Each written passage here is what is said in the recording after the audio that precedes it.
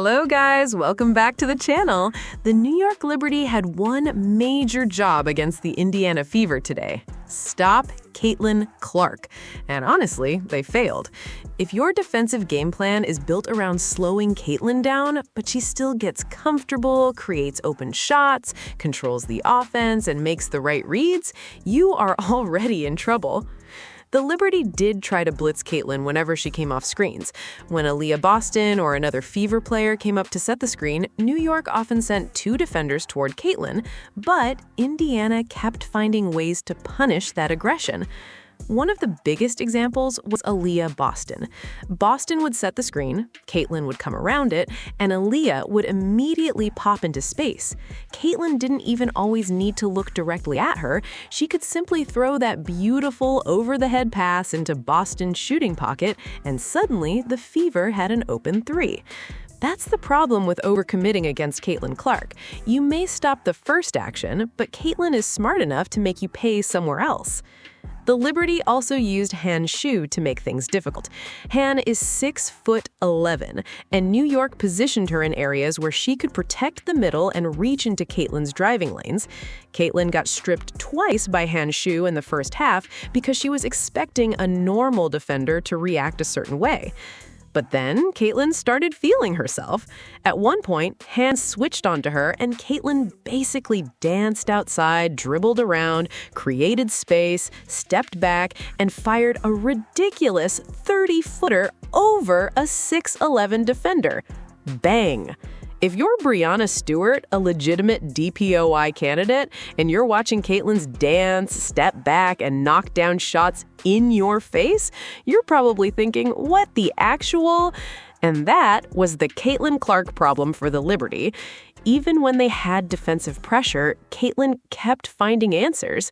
Her second-half scoring wasn't nearly as explosive, but that's where her playmaking became even more important. The Liberty helped toward her, and Caitlin repeatedly found teammates cutting toward the basket for easy layups. She finished the game without turnovers in the second half, showing that she adjusted after those early mistakes against Han Shu. The biggest weakness for New York, however, was their defensive structure without Febic. Normally, the Liberty can use a Stewart-Febic look at the top of the zone and funnel players toward Jonquel Jones. But without Febic, that defense ruses a major piece. And Caitlin Clark exposed it. The Liberty allowed Caitlin to control too much of the game, and that's dangerous. If you let Caitlin Clark dictate the pace, manipulate the defense, create open shots, and get her teammates involved, you're asking for trouble. DeMarco's coaching performance was definitely questionable, but New York was also severely weakened without Febic. Pauline Astier and Astier were thrown into difficult defensive assignments against Caitlin Clark, and it showed. At the end of the day, the Liberty simply didn't do enough. They had the plan, they had the size, they had Brianna Stewart, Jonquel Jones, Han Shu, Sabrina Ionescu, and Satu Sabali, but Caitlin Clark still found ways to dominate the game. And when Caitlin Clark gets comfortable, the Indiana Fever become a completely different damn team. Let's see what Sabrina Ionescu, Brianna Stewart, Chris DeMarco had to say. Game. Then when you checked back in the second quarter, it was a 10-point. Oh, first quarter? First quarter, yeah, sorry. Then it was a 10-point game when you came back in the second quarter. I guess, what did you see? It felt like that kind of was when the Fever really started to build their momentum. What did you see on the bench, and I guess defensively, what did you think of the team's effort tonight? Yeah, honestly, is this mic even working? Yeah. Okay, that's good. First half they shot the ball. To go 11 for 14 from 3 is nuts, and obviously we know that they have tons of capable shooters to do that. In that particular moment, I think that, first quarter pace was high. Pace was high on both sides. I think it was 29 to 23. And I think, our bench does a great job coming in. Beck came in and got a lot of rebounds. Han is aggressive. We just need to keep up that pace, knowing that Indiana really wants to run it down the gut, and something that we can continue to be better on and be more intentional on. Chris, I felt like you guys kind of played toward like how Indiana, which you was just saying about Indiana, the way Indiana likes to play. I guess how can you maybe impose more of your own style and will and control the game better? Yeah, I thought we did that in the second half, but like Stu said, if a team's going to shoot 64%, it's going to be tough to win those games. Like certainly there's things we have to do better, contest some of those threes and rotate better. But overall, like we have to play our game, and we know that. And Sabrina, this is kind of a little bit more of like a positive question, but you went to 4th all-time in franchise in rebounds. Kind of unique for a guard to be that high in rebounding. I guess what makes you such a strong rebounder, would you say? I'm not really sure. I guess I've just always rebounded. I played with boys growing up, and that was kind of the only way I was able to get the ball, is if I rebounded. So I'd say I kind of learned it from a young age, but always just trying to get the ball, off the rim and be able to push and find ways to help like our post players down there. Rebounding is not only for post players, but it takes a lot of effort and energy and will, and I feel like I've always tried to do that. So I guess thankful for that. We'll go over to Zoom, starting with Jackie. Hi all, Chris, starting with you. I just wanted to understand some of your substitution patterns as the Fever went on both of their big runs in the second and the third quarters, I believe, with Stewie on the bench. What was the strategy there? Yeah, I mean, Stewie's got to take a break. We can't play for 40 minutes, so the strategy there is that our bench has been great, especially the past 7-8 games, and we believe in our bench. And again, they hit tough shots and they made a run, but we're going to continue to believe in our entire roster. And then they've been phenomenal, and again, they shot the hell out of it. And obviously, I got 3 players made 4 threes, and another made 3. Great shooting night from them, and sometimes you got to just tip your cap. And I think offensively, the way we rebound the ball on our glass, we shot 11 for 36 from 3. Some of those go in. It's a different game. But again, second half, I thought we really played our style. Sabrina, bouncing off of that, how I guess would you describe the team's style? What team? Our team? Your team, yes, correct. Our style of play? Mm-hmm.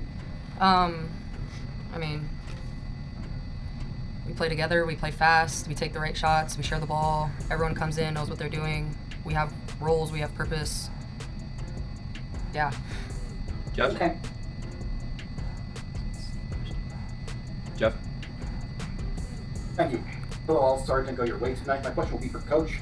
Since July 4th, this team has let up over 10 3-pointers a game and 16 tonight. Beyond the return of injured players, what's going to be the key to fix the perimeter defense as you press forward in the fourth quarter of the year? Yeah, I said it earlier. We have to be better in our rotations. We have to have the second and third efforts. And again, if we're going to commit to taking the paint away, which I think we've done a pretty good job, and as evidenced by like our rebounding and our lack of putting teams on the line, I think at times like people are going to get open threes. And of course, we got to do a better job and get better contests. But tough game for us in the way they shot the ball.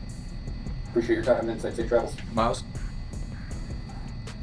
Sabrina, obviously there is some shot variance in that second quarter, but what are you guys seeing from a scheme perspective in that first half or in that second quarter where they go 7 for 7 in terms of them getting the looks that they're looking for every time down, it felt like? Yeah, I mean, they're a good shooting team. Their bigs are a handful. We have to go and help in the paint, which allows kickouts. Obviously, they have elite guards that are able to get into the paint and kick and spray, and Caitlin kind of being the head of that with 10 assists, and obviously her shooting ability, but also her ability to get downhill and make the right reads. It's if they don't make all of those shots, it's a different ball game. Who knows? I think it's just one of those games where the ball went in for them and it didn't for us, and we got to stay true to our process and continue to find ways to take away the 3-point line while also taking away the rim. It's not one or the other, and tonight it wasn't that kind of night for us, but I think going forward, like, we understand what we need to do and how we need to continue to kind of stop the bleeding when it's happening, especially when they're just hitting shot after shot after shot. Thank you. And Brianna, you guys did find a lot of success on the offensive glass. You had 13 offensive rebounds as a team.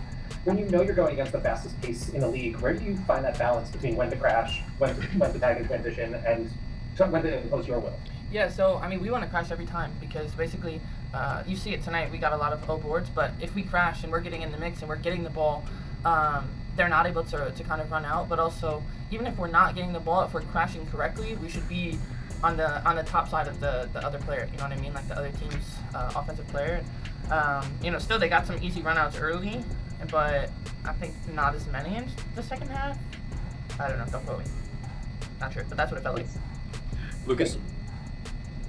Maybe just a question for Stewie. In that third quarter, when you cut into the lead, it felt like the scramble defensively was working pretty well, making some unscripted rotations. I guess, how do you continue to improve that part of your defense that you're just flying around and talking and it's, unscripted, for lack of a better word? Yeah, absolutely. I mean, it's just basically an effort thing. Knowing that when you're almost down 20 going into the third, you have to make up a lot of ground and you have to kind of make something happen.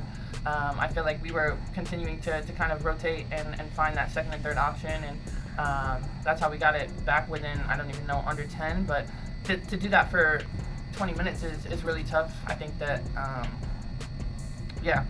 we just can't lose the momentum that we have in order to kind of create more momentum.